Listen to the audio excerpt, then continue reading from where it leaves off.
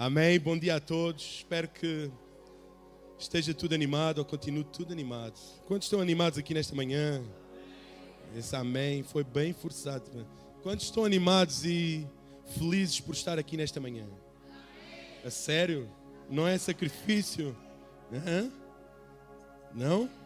Então diz assim, ó irmão que está ao teu lado. Não é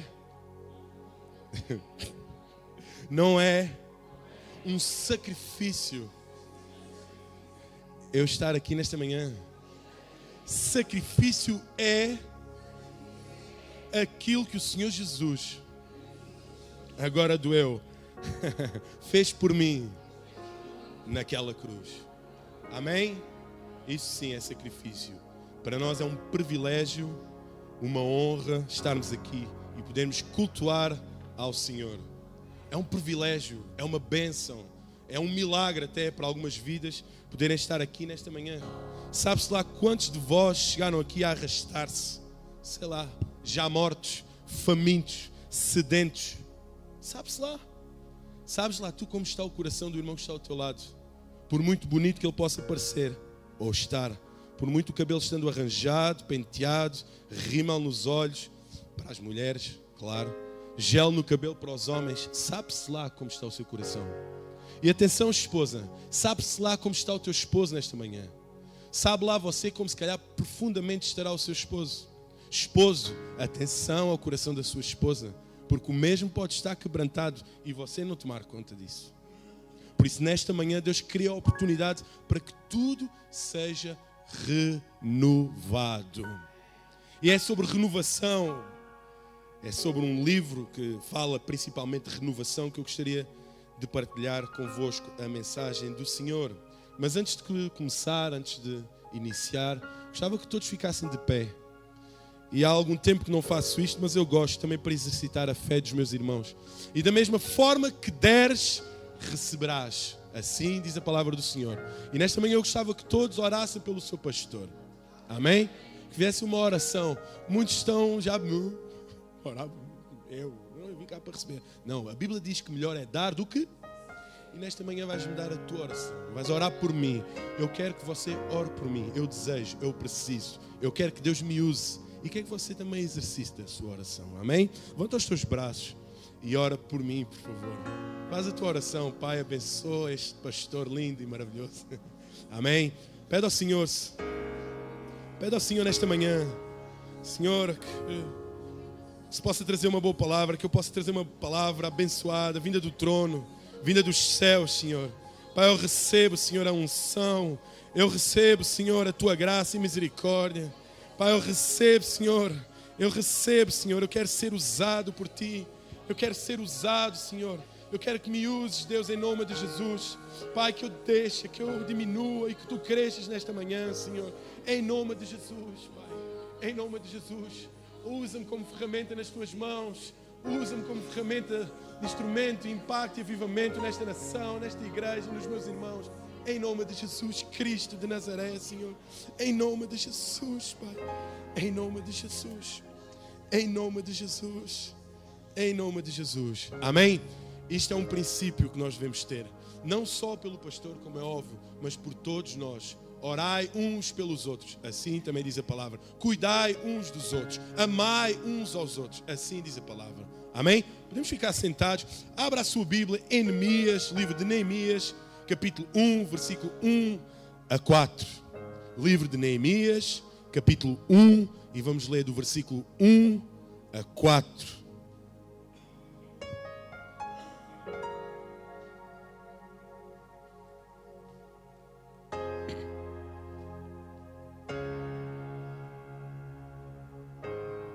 Livro de Neemias,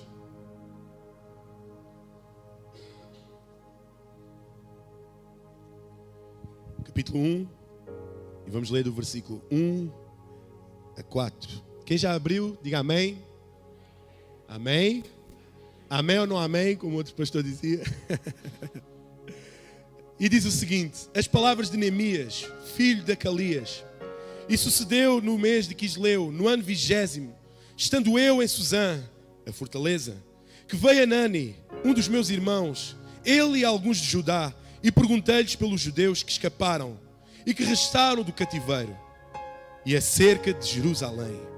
E disseram-me: os restantes que restaram do cativeiro, lá na província, estão em grande miséria e desprezo, e o muro de Jerusalém fendido, destruído, e as suas portas queimadas a fogo. E sucedeu que, ouvindo eu estas palavras, assentei-me e chorei, e lamentei por alguns dias. Estive jejuando e orando perante o Deus dos céus. Amém? Amém. Como eu estava a dizer, a partilhar com os irmãos, o livro de Neemias fala sobre restauração. Principalmente sobre o tema-chave é restauração. Restauração na vida, restauração na família, na igreja, na sociedade. É um livro que é urgente, é importante que todos nós possamos o ler. É um livro, se todos os livros você possa dizer, eu identifico mais com João, porque o livro de João fala do amor, fala de amor, fala de uma forma mais suave, doce. O livro de Neemias fala sobre restauração. O livro fala sobre liderança. Mas eu não sou líder, é líder. Você se identifica, você é líder lá na sua casa, você possivelmente é líder lá no seu trabalho. Então este livro engloba uma série de coisas: restauração, liderança, e nos ensina-nos também a perseverar no meio da tribulação, no meio da dificuldade, no meio da tragédia. Ele nos ajuda a perseverar. Diz assim comigo: a perseverar. Em que circunstância? Na tragédia, na oposição, na crítica, na pobreza, na tristeza, na dor. O livro de Neemias ensina-nos a perseverar. E nós, se os irmãos, como é óbvio, por vontade própria, se tiverem a liberdade de debruçarem-se, de estudarem um pouco, neste culto iremos ver somente estes 4 versículos, mas todo o livro fala sobre isso. E quem é um líder na perspectiva de Neemias? Na perspectiva deste homem, quem é um líder? Quem é considerado um líder para Neemias? É aquele que está disponível a largar os seus sonhos em prol do próximo. Está atento aos primeiros versículos que lemos. Observa bem o versículo 4 que nós lemos. E nós vemos, e quem já conhece um pouco deste homem, da vida deste homem, o sabe, que ele o fez, que ele esteve disposto a largar. O verdadeiro líder está disponível, está disposto a largar os seus sonhos, a largar o seu conforto, a largar a sua tenda e a sair do seu lugar, a sair de perto da sua família em prol do próximo. A largar o quente da noite e ir para o frio dessa mesma noite. Um verdadeiro líder olha para o outro. Antes de olhar para si, vê a necessidade do outro. Mas em primeiro lugar que nós possamos ver aqui, e como é importante nós nos situarmos, e como eu costumo dizer, fazermos uma viagem no tempo, para podermos entender um pouco. Isto quer dizer o quê? Uma viagem no tempo. O contexto histórico. O contexto histórico deste livro, ok? Este livro é um livro pós-exílico, ok? E nesta altura, não no tempo, 140 anos depois, não é? O reino do norte, constituído pelas 10 tribos, foi entregue nas mãos da Assíria, ok? Israel dividido em 2, sendo que o reino do norte, ok, constituído por 10 tribos, a cerca de 931 depois da morte de Salomão, o reino da Babilônia, da Assíria, toma posse deste reino. O reino do sul, constituído por 2 tribos, Benjamim e Judá, depois de altos e baixos, alguns reis honraram a Deus, mas outros não. Este o reino do sul, não é, constituído por estas duas tribos, em vez de colocarem, olharem para cima e verem o mau exemplo que o reino do norte tinha dado, mesmo assim não endireitou os seus caminhos e teve altos e baixos no que diz respeito à adoração, à entrega, ao coração entregue ao Senhor. Amém? E daí, depois disso, é levado para o cativeiro da Babilônia. O povo de Deus esteve cativo na Babilônia 70 anos. Diz assim comigo, 70. Eu não sei sabes o que significa estar cativo, estar preso, ser oprimido, estar subjugado. Eu não sei se alguma vez você percebeu isso, entendeu? Mas este povo teve 70 anos.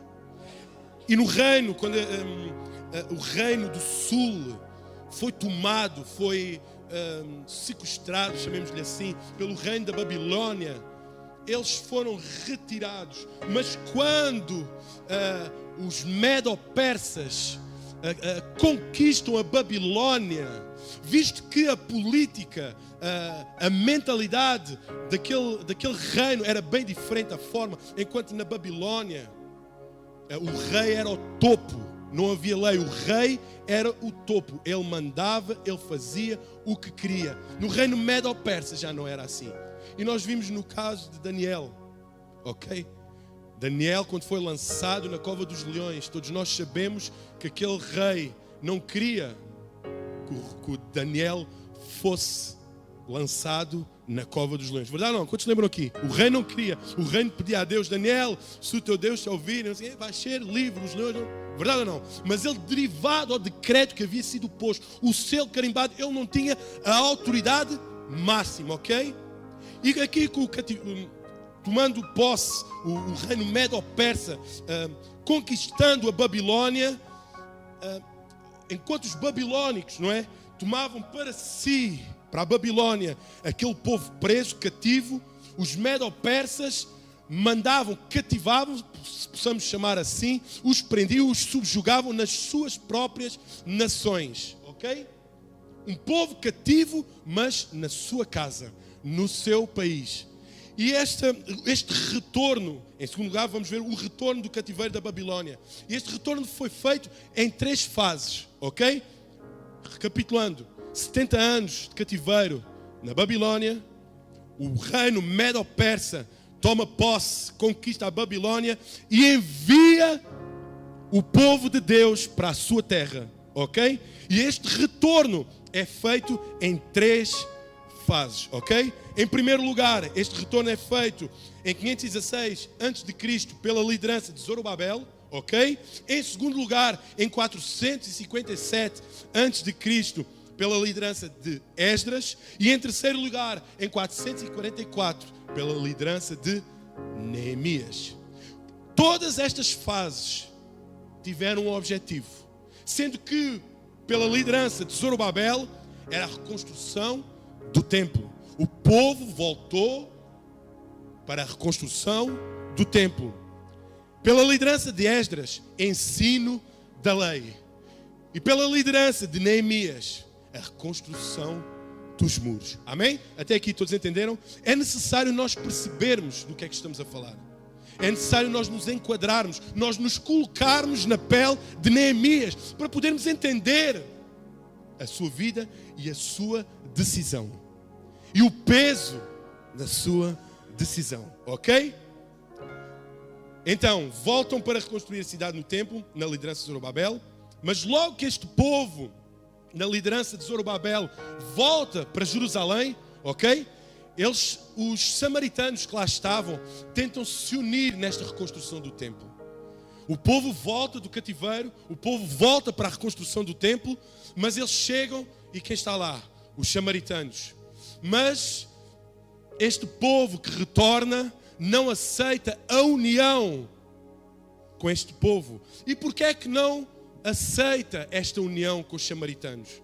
Se nós formos estudar, e no livro de 2 Reis, se não me engano, 2 Reis, capítulo 17, versículo 24, nós podemos ver e verificar a decisão do povo judeu, do povo de Deus, ao rejeitar a ajuda. Nós podemos perceber e entender bem, então, mas eles estão a querer ajudar, eles vêm de um cativeiro, uma pessoa que volta do cativeiro e faz uma data de quilómetros, não era de carro, não era de caminhoneta, mas vem cansada, vem oprimida. O único desejo que os faz andar, que não os deixa cair, é o desejo de erguer novamente o templo de Deus.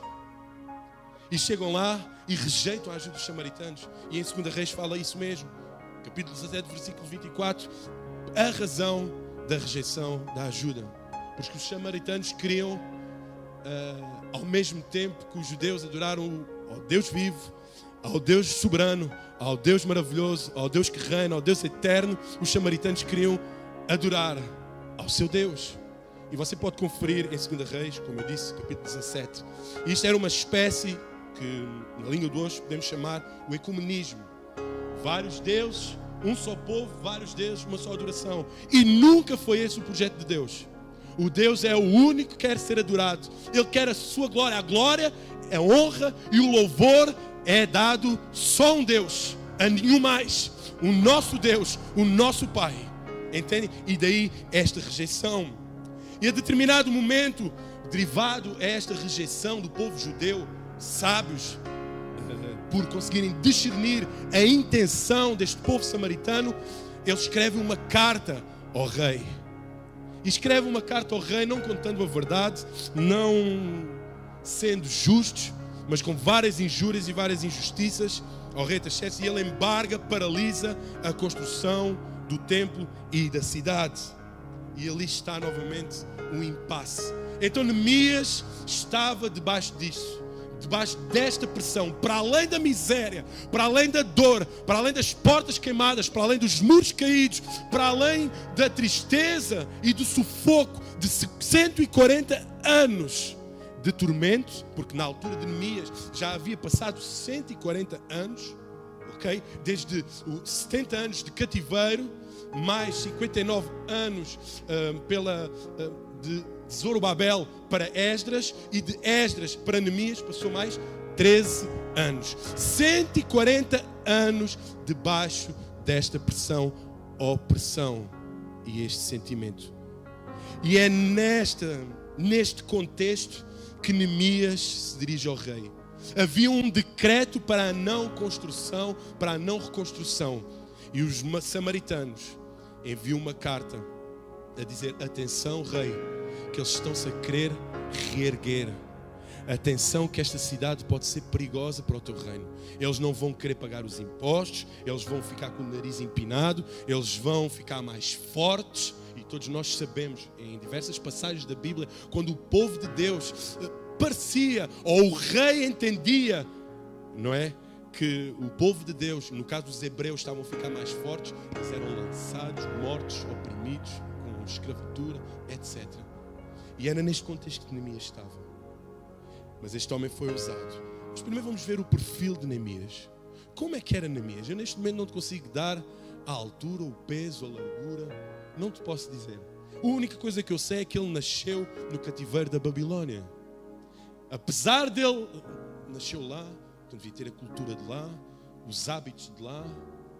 O que é que fez este homem se preocupar com uma terra que se situava a 1500 km de distância? O caráter, a integridade, a fé, as raízes. Na realidade, este homem era um consolador. Na realidade, o nome de Neemias significa confortador dado por Deus, ou aquele que consola.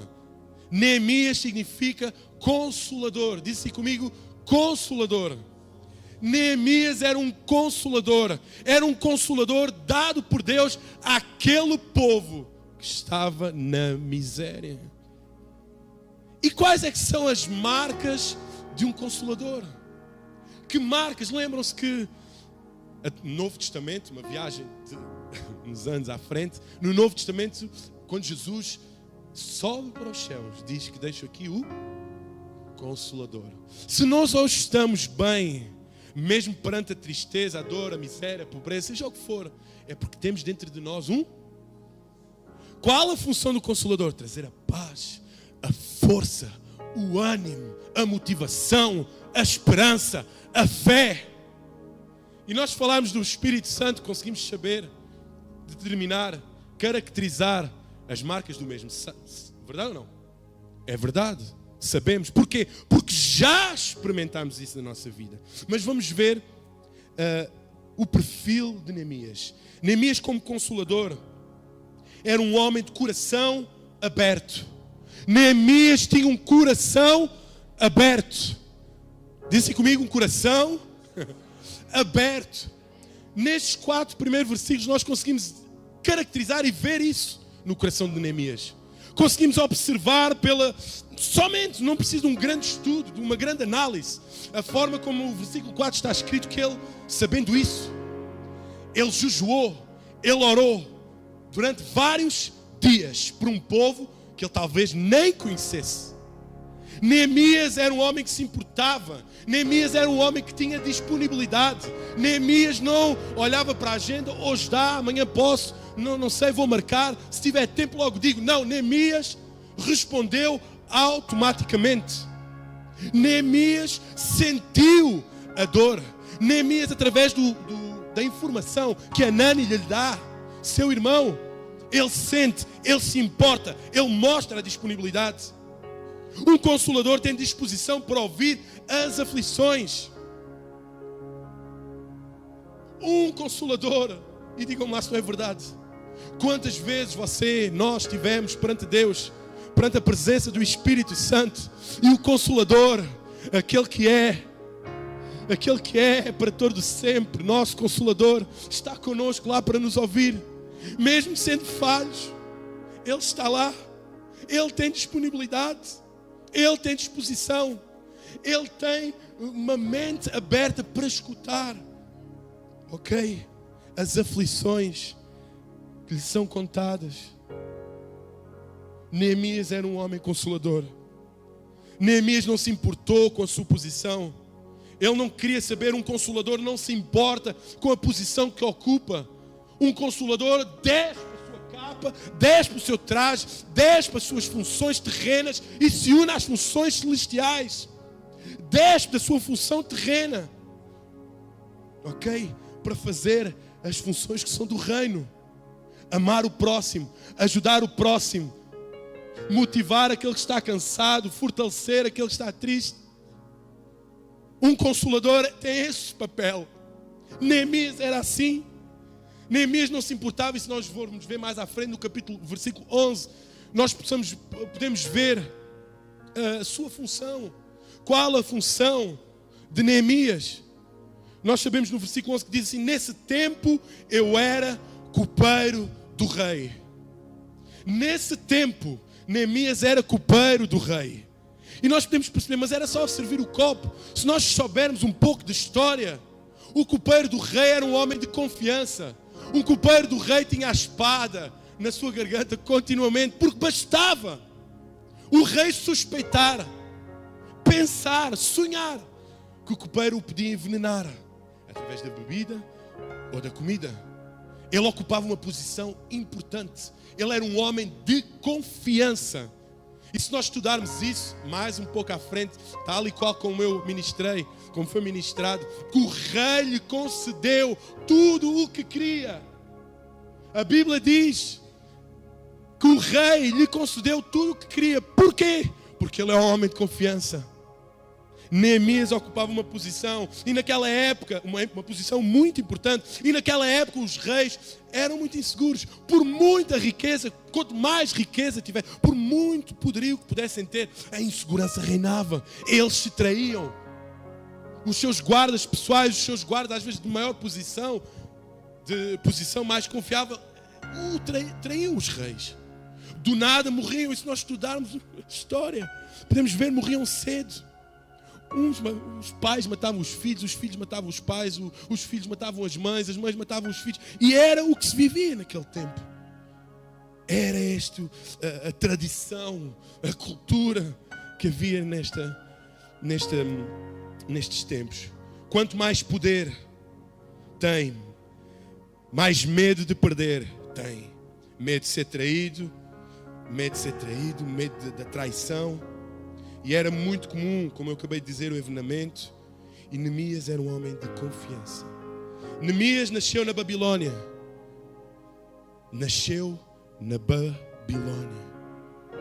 E se nós formos ver, e isso é provado, é lógico através da leitura, porque se formos reparar, 70 anos de cativeiro, depois mais 53 anos de Zorobabel até Esdras, até que chega a Neemias, mais 13 anos, são 140 anos. E só se Neemias fosse já muito velhinho, é que ele poderia ter nascido em Jerusalém, ok? Logo, pelos cálculos, pela leitura, pela interpretação, podemos discernir que Neemias era na Babilônia. E ele nasceu numa cultura politeísta, nasceu num ambiente hostil, mas por causa do seu caráter, da sua integridade e compromisso moral, Neemias é confiado a esta alta posição. Amém? Todos entenderam que era Neemias, todos entenderam o contexto histórico, todos já perceberam como estava a vida deste homem, ok? E para sermos um consolador, temos que ser alguém de confiança. As marcas de um consolador é a confiança que as pessoas têm em nós. As marcas de um consolador é alguém de confiança. Diz assim comigo: um consolador é alguém de confiança. Alguém que nos dá conforto tem que transmitir confiança. E Neemias era um homem de confiança. Vejamos também a empatia de Neemias. O que é que significa empatia? O que significa empatia? Eu, para tornar isto mais bonito, fui ao dicionário e copiei e vi lá.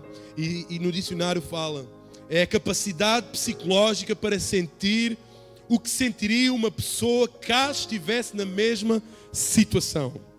Ok? É essa a capacidade psicológica. É uma pessoa empática.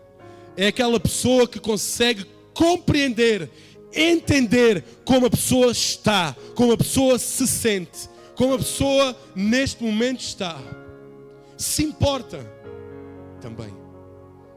Ok? E Neemias era assim. E Neemias, ao ouvir o relato de Hanani, ele sentiu empatia. Ele conseguiu entender a situação. Apesar de não viu nenhum poste, não viu nada, ele conseguiu sentir a tristeza, a dor daquele povo ardeu dentro de si. Neemias sentiu isso. E a Bíblia diz que ele ora e ele jejua. E nesta manhã eu gostava de te perguntar: qual é que foi a última vez que você orou ou jejuou, não por uma causa sua, que sentiu a dor de outro, sentiu a tristeza do outro? Qual é que foi a última vez que a igreja, e essa eu lembro-me muito bem, que a igreja, que somos todos nós, se moveu em prol do outro, se despiu em prol do outro? Despiu? Salve seja, amém? Qual é que foi a última vez que o povo, que você orou, que nós oramos, jejuamos 4 meses? Qual é que foi a última vez que nós nos importamos? Qual é que foi a última vez que correu lágrimas dos nossos olhos por causa da dor do próximo? Qual é que foi a última vez que nós nos importamos verdadeiramente? Um consolador despe-se da própria pele para viver debaixo da pele do outro.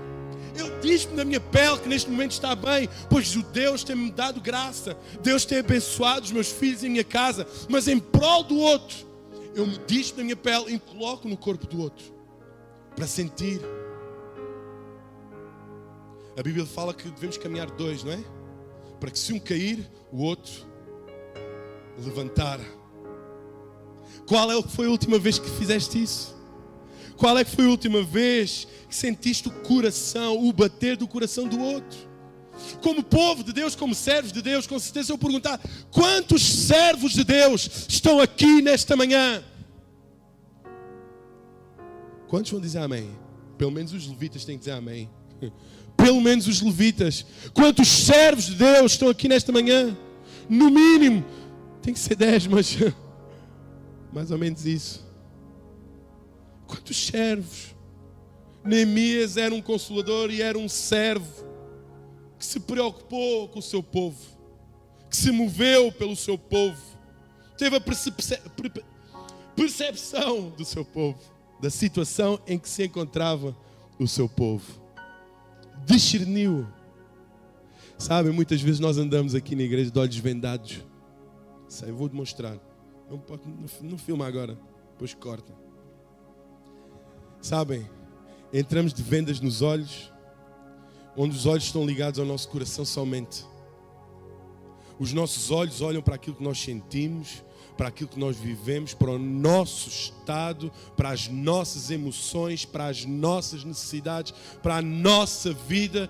Só nosso e vosso nada, o do outro nada.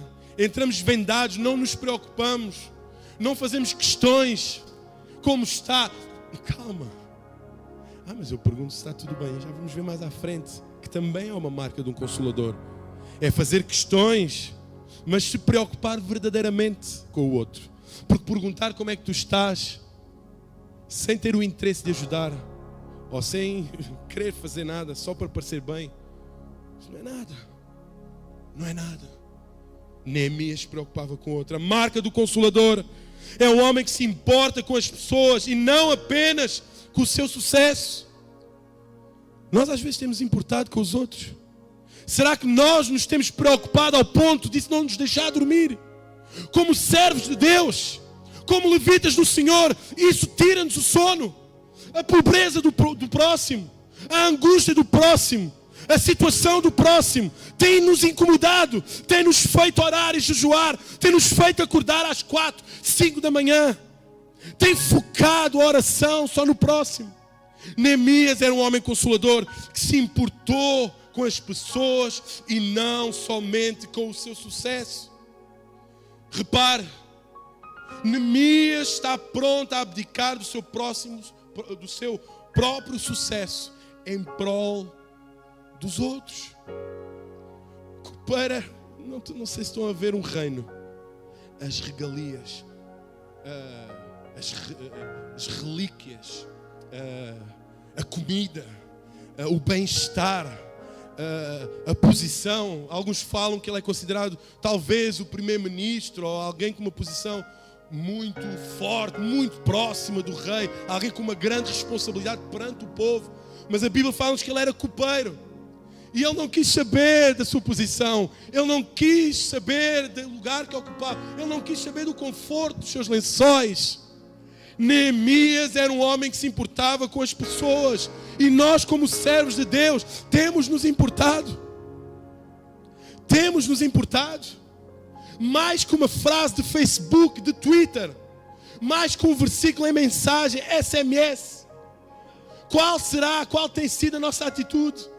Temos rasgado a nossa carne, temos rasgado a nossa vontade em prol do próximo. Com que olhos tens visto? Com que coração tens sentido a situação do próximo? Neemias está pronto a largar, a desprender-se do seu local de conforto. Neemias abdica da sua posição de confiança. E repara, Neemias também é um homem que faz perguntas, como eu estava a dizer. Versículo 2 diz o seguinte: e perguntei-lhes pelos judeus que escaparam e que restaram do cativeiro e acerca de Jerusalém.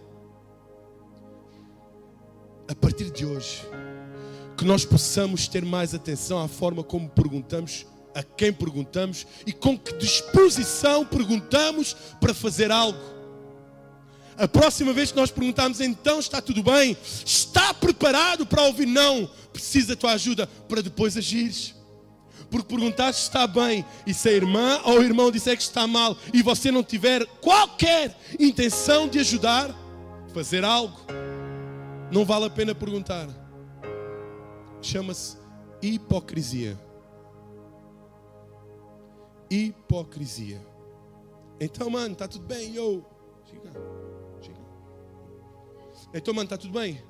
Não, está tudo mal, preciso da tua ajuda. Então vamos ver o dia que eu posso ir lá à tua casa, está bem? Um dia deixem. Hipocrisia. Hipocrisia. Fazer perguntas é algo que pode mudar a nossa vida. Repare que na vida de Neemias, uma simples pergunta fez com que ele nunca mais fosse o mesmo. Verdade ou não? Como está aqueles da nossa terra? Como estão os nossos irmãos? Como estão aqueles que ficaram lá? Como estão eles? Como está a cidade? Não, eles vivem debaixo de grande opressão. 140 anos de miséria, de escombros. Fazer perguntas é arriscado. Você corre o risco de, por causa de uma pergunta, ou passar hipócrita, e perdoem-me a expressão e a dureza que é pura verdade, ou de ser usado para a honra e glória de Deus. Quantos são aqui que já perguntaram se está tudo bem e tomaram a ousadia, a coragem de ser parte do plano, do projeto de Deus? Olhe para a vida de Neemias, ele perguntou e disse: eis-me aqui, leva-me a mim, usa-me a mim, eu estou aqui, eu vou liderar o povo, as muralhas vão se reconstruir. Fazer perguntas é algo desafiador. Neemias nunca mais foi o mesmo. Repare, irmão, quando temos conhecimento de um problema, isto é importante. Quando temos conhecimento de um problema, através de uma pergunta, tornamos-nos responsáveis pela solução de Deus para esse problema. Todos entenderam? Quando temos conhecimento de um problema, através de uma pergunta que foi feita, está tudo bem? Não está tudo mal? Estou na miséria. Tornamos-nos responsáveis como servos de Deus. Estou a falar para servos e para consoladores. Estou a falar para servos e consoladores. Estou a falar para Neemias que estão aqui neste lugar. Estou para falar para homens e mulheres que aceitaram o Senhor Jesus, que aceitaram a sua vontade. Amém? Não estou a falar nesta hora para quem quer estar no seu lugar de conforto. Estou a sensibilizar esses e estou a motivar os outros. Amém? A vida deste homem não foi mais a mesma. Ele tornou-se responsável e ele correspondeu ao chamado de Deus. Se queremos ajudar alguém, temos que agir. Se queremos fazer algo, temos que nos mexer. Se queremos fazer algo, temos que orar. Se queremos que a situação mude, porque muitas vezes, irmãos, a Bíblia fala que a oração e o jejum têm muito poder. Qual foi a última vez que nós oramos e jejuamos? Temos tido coragem, ousadia para fazer perguntas. Temos tido ousadia e coragem para fazer perguntas àqueles que estão ao nosso lado. Olha, mano, como é que tu estás? Disposto a agir, disposto a ser usado por Deus como Neemias foi. Irmã, como você está? Temos tido a coragem de fazer perguntas em relação à família, à sua família. Eu faço a pergunta: Deus, como está a minha família? Toma a atitude de agir para que algo mude. Eu faço a pergunta: como está a igreja? Muitos dão a resposta. Onde reparar que em muitos círculos, muitos respondem, não se questionam: mas porquê? Em que posso ser útil? O que posso fazer? Mas respondem: está mal, está assim, está assado, está cozido. A resposta, escreve isto, a resposta é o Senhor que a dá. A resposta vem dos céus. A resposta é Deus que dá. As questões e o agir somos nós que fazemos. As perguntas temos que ser nós. Que perguntas tens feito em relação à igreja? Que perguntas tens feito em relação à cidade onde vives? Que perguntas tens feito em relação à nação? Muitas respostas foram dadas perante e no Facebook, meu Deus do céu, o protesto dos taxistas. São estes, são aquilo, são outros, são o outro. Não estou aqui a puxar a brasa a ninguém, ok? Mas demos a resposta. Quantos dobraram os seus joelhos a orar? Muitos contestam as decisões do governo. Quantos já se colocaram os joelhos no chão a orar e a perguntar a Deus porquê? Em que posso ser útil? Em que posso ajudar? Deus quer te usar como resposta dele. Escuta bem, Deus quer te usar assim da mesma forma que usou Neemias em resposta ao problema do seu povo. Deus quer te usar a ti. Amém, igreja? Deus quer levantar-nos como resposta aos problemas que vêm até nós. Neemias é um homem que diagnostica o problema do seu povo. Repare, em primeiro lugar, ele diagnostica 4 coisas que precisam de ser resolvidas. E só neste versículo, nestes 4 versículos, nós podemos entender isso. 4 situações. Primeiro, a insegurança. E a insegurança era... Porquê é que se vivia a insegurança naquele reino, naquele lugar? naquela cidade, por causa que os muros estavam caídos. Muros caídos significa insegurança. Portas abertas para o saque, para a violência. Portas desprotegidas, casa desprotegida, cidade aberta, disponível para o saque, para o roubo, para tudo. Portas caídas significa uma cidade sem segurança, vulnerável, aberta à invasão. Cidade aberta para os inimigos, era só entrar. Muros caídos significava isso, insegurança. Vivia-se uma insegurança brutal. 140 anos que era um povo que vivia debaixo de escombros, inseguro. E sabem como é que aquilo depois refletia num povo? É como se reflete no dia de hoje. Hoje sabes como é que se reflete a insegurança em nós? Por causa disto agora que aconteceu, daquele homem que matou aquele agente e aquele civil, ok, lá no norte. Sabe como? O pessoal andava todo inseguro. Recolher obrigatório, reforço das trancas, das fechaduras, tudo em casa, tudo fechado, com medo. Poderá acontecer comigo? Hoje, antigamente lembro que toda a gente deixava a porta aberta, os miúdos podiam ir brincar para a rua, brincar, jogar ao galho, jogar às escondidas, vir às tantas da manhã, conversar da rua. Hoje vive-se em segurança. Hoje caminhamos ao lado, se eu vou-me sentar ao pé de ti, tu não me conheces, vais pensar o que é que ele está a querer. Hoje caminhamos na rua, a insegurança reina. Pensamos que alguém que não esteja tão bem vestido, possa ser um ladrão. Vivemos com medo, aprisionados. As muralhas estão caídas, os muros estão destruídos. Vivemos um tempo de insegurança, irmãos. Nós vivemos um tempo de insegurança.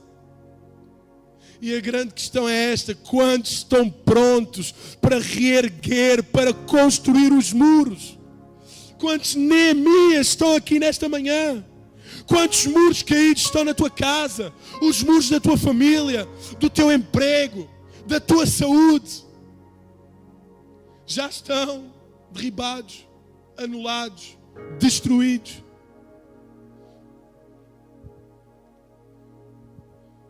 Sabe, uma pesquisa feita, não aqui neste país, fora do mesmo, e fala que a opinião pública, mais do que saúde, mais do que dinheiro, ele quer segurança. A primeira coisa que ele quer é sentir-se seguro, bem, conforto. Não viver com medo. O medo paralisa. O medo estagna. O medo destrói. O medo corrompe. E era isso que este povo, era este ponto que Neemias conseguiu ver. Esta necessidade. Em segundo lugar, a injustiça. Portas queimadas significava a falta de justiça naquela cidade.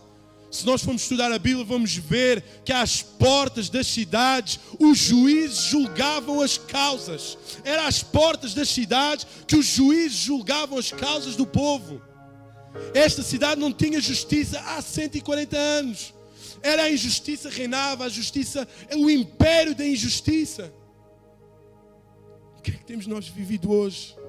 De portas queimadas. A injustiça neste país.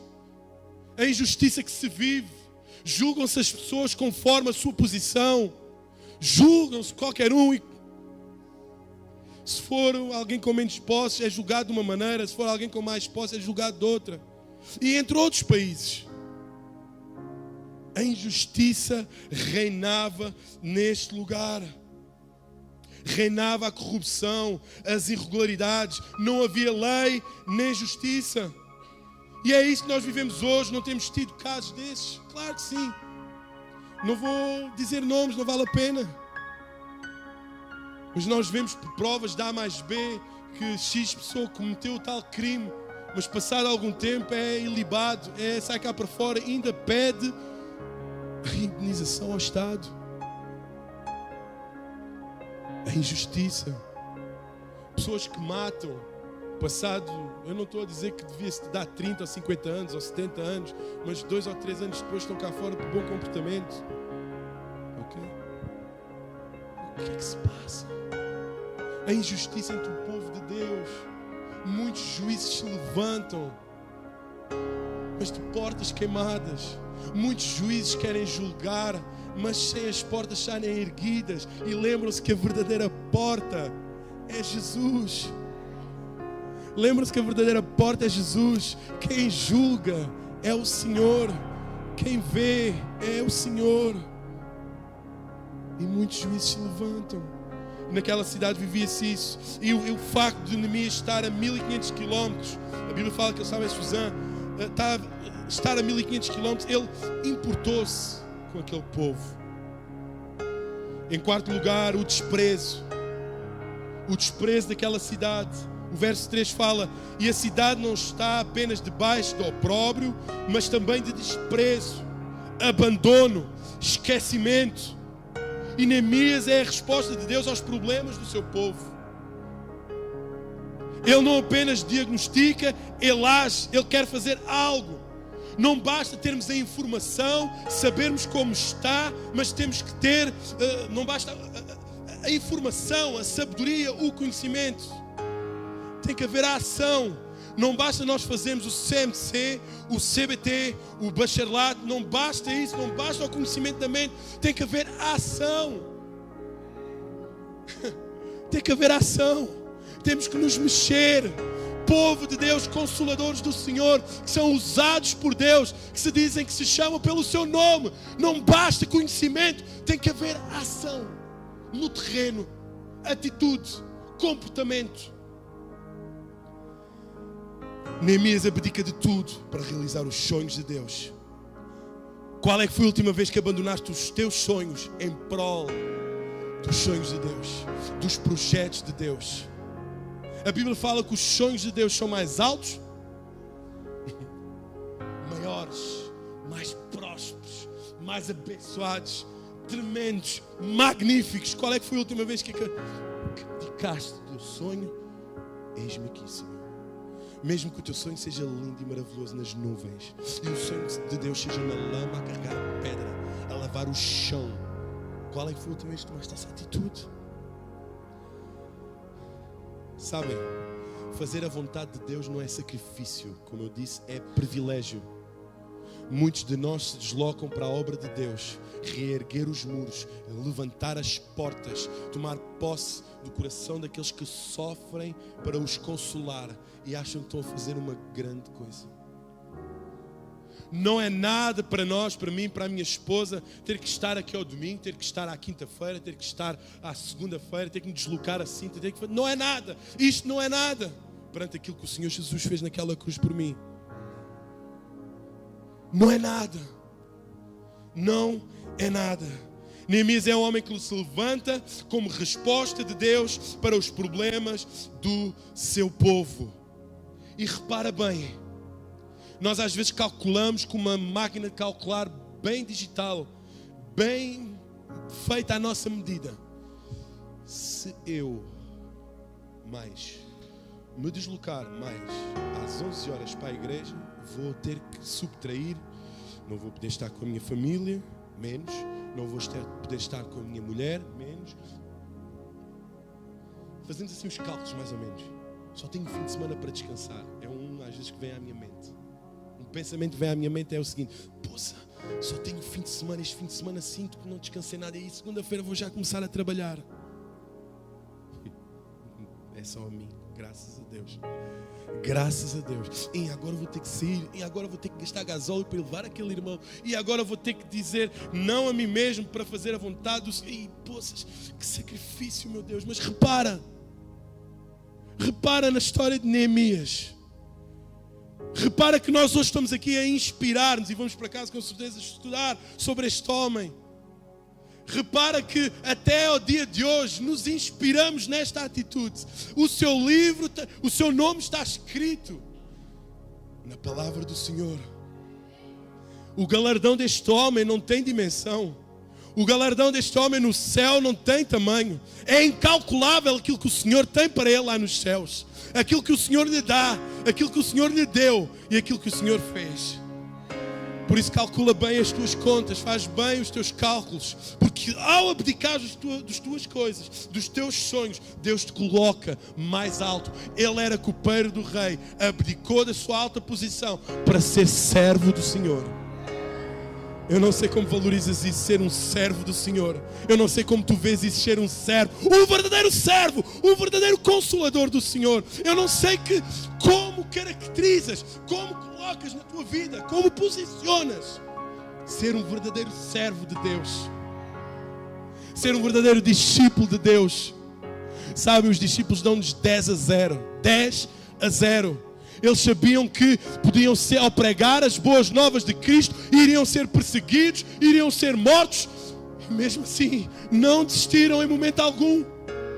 Se nós temos conhecimento do Evangelho de Cristo, é porque houve alguém que sofreu por ti. Se hoje tu podes ter vida e vida em abundância, uma paz que excede todo entendimento, através do conhecimento da palavra, foi porque alguém despiu a sua pele e viveu no corpo, no teu corpo. Eles sabiam. Eles entendiam que era necessário.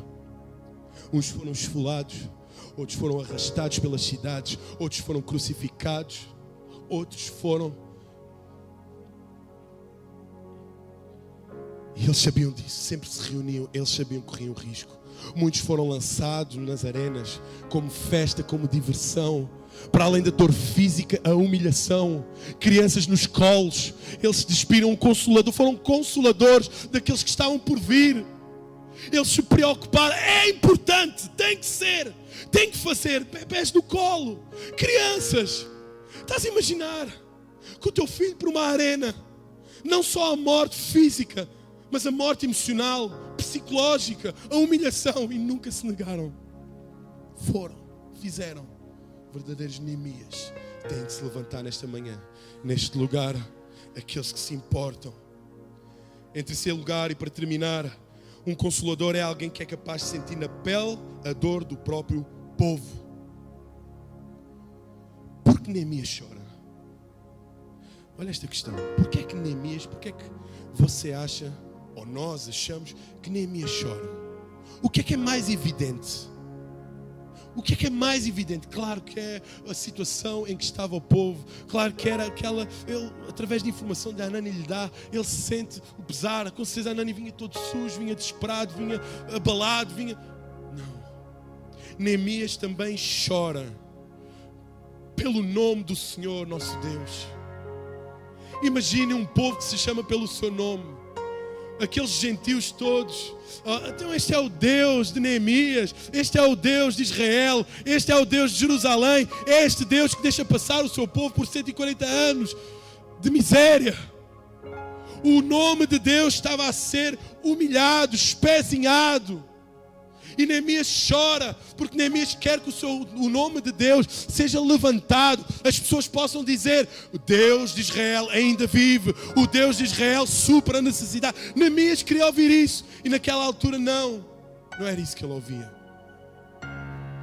Neemias não chorava somente pela dor do povo, mas sim pelas injúrias das nações gentias para com Deus, a desonra para com Deus. Eles diziam que este Deus não tinha poder.